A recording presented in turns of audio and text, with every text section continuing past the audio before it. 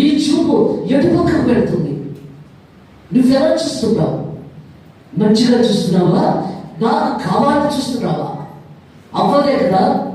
దేవుడు చెప్పాడు, ఆ పండు తిన్న రోజున నువ్వు చచ్చిపోతావు, నువ్వు తినకు అని చెప్పి ఆయన వెళ్ళిపోయాడు, ఉండలేదు అక్కడ. ఎందుకంటే మానవుడు ఏం చేస్తాడో అని చూస్తున్నాడు దేవుడు అక్కడ. ఆయన వెళ్ళిపోయాడు కదా. ఆ పండుగ చూస్తూ ఉండిపోయింది, మైమర్చిపోయి. అది చూడటానికి చాలా అందంగా శ్రమగా తినాలని మనసు ఉవ్వురుగా వచ్చింది. ఆ పండు దానికి అసలు చూస్తుండిపోయింది. అందుకే మానవుడికి ఆ బలహీనత ఉన్నది, ఆ వీక్నెస్ ఉన్నది. ఒక ఆడమనిషి కాసైనా ఒక ముఖం దగ్గర చూస్తూ ఉండిపోతాం.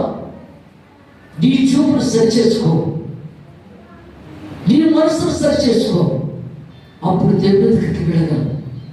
లేకపోతే కష్టం. అందుకని